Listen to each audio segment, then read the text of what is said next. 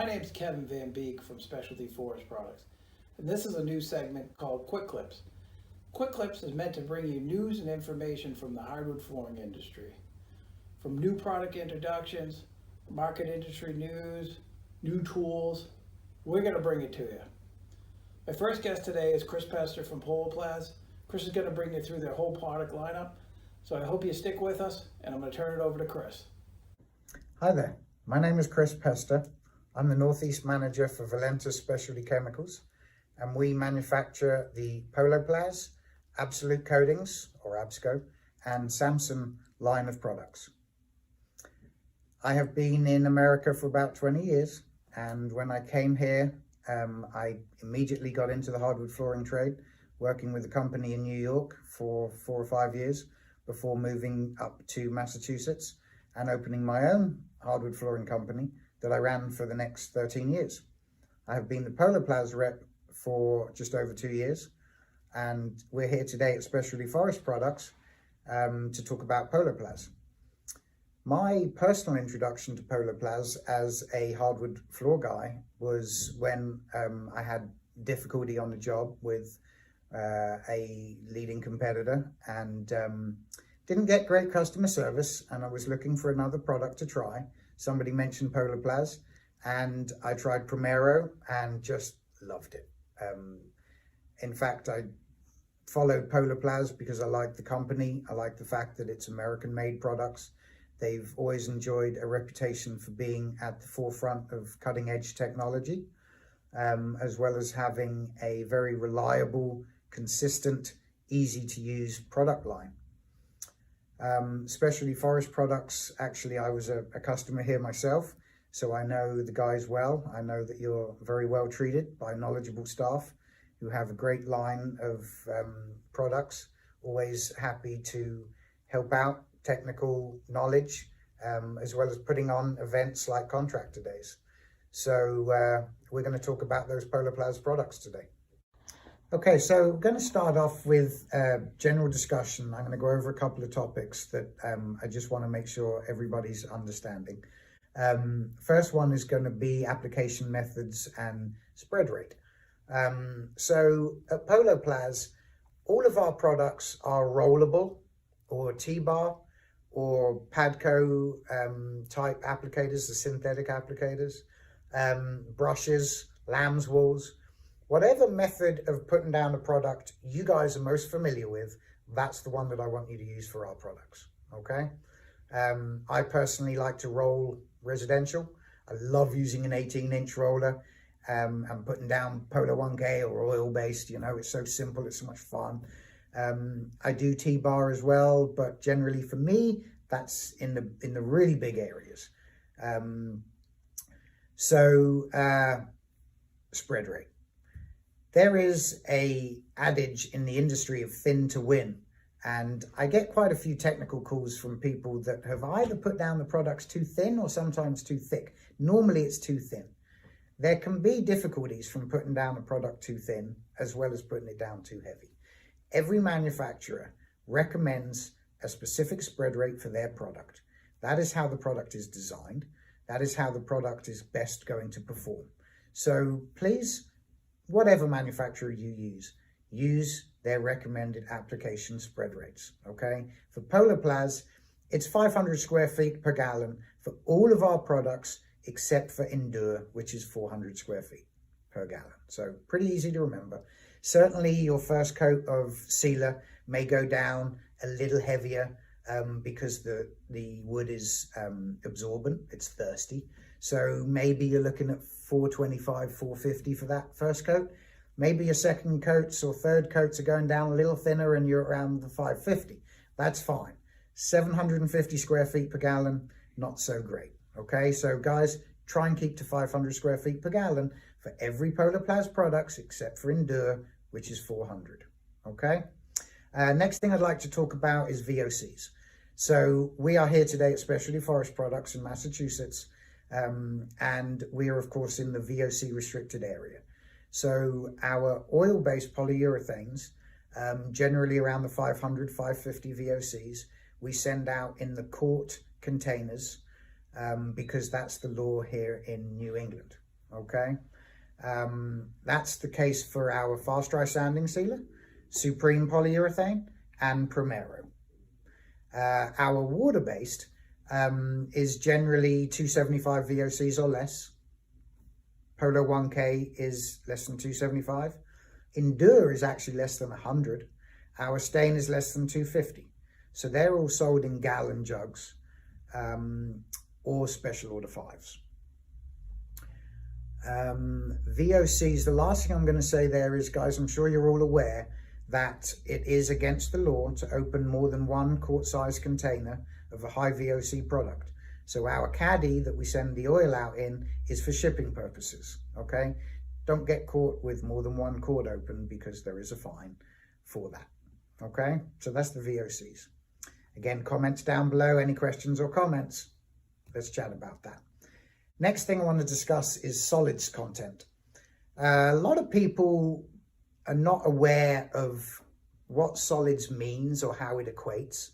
And the reason that this is important for me is that I want you to understand that at PoloPlaz, we're trying to help contractors like yourselves to get through the job faster by requiring less coats, each coat drying faster and each coat being more durable, or certainly your finish coat being more durable. Obviously, sealers are not meant as finish coats.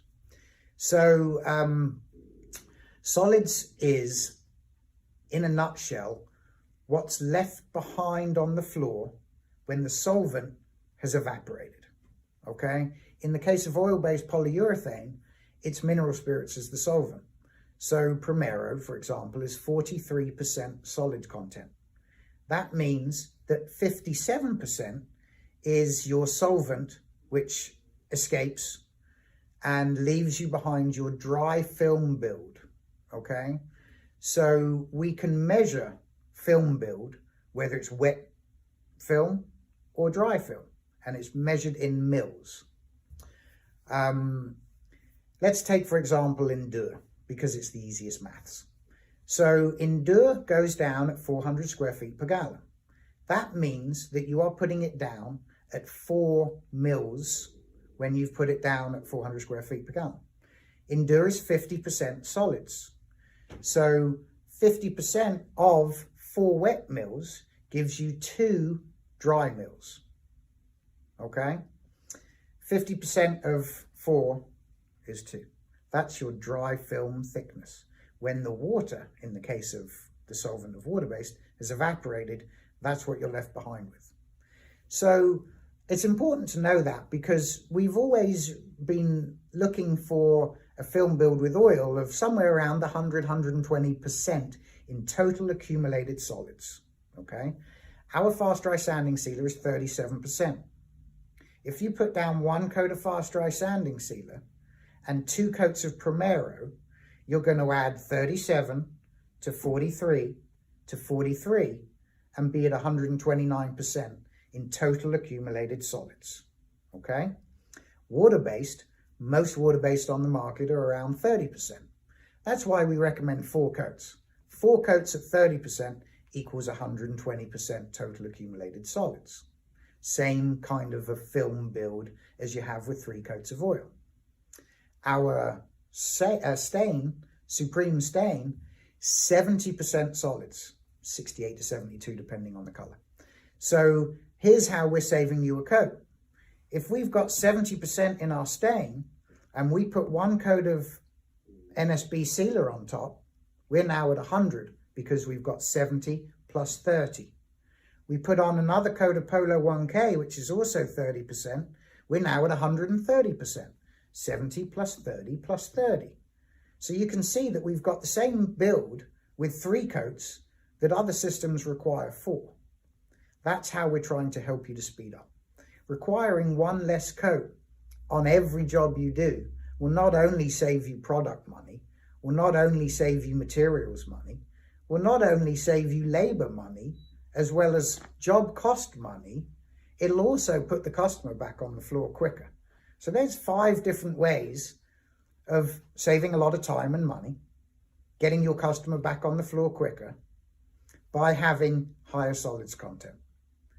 So That's what I want you guys to understand. That's why I'm always talking about that, okay? This is how you can explain to your customers why this system is 3 coats versus that system needing 4 coats. You need to be able to explain that. You need to understand it, to explain it, so that you can sell it to your customers and so that you have the understanding yourself. Again, comments down below. Let's talk further about it. The last one I want to talk about is the sheen. Every manufacturer has a different sheen level. Most are very similar. There are some exceptions.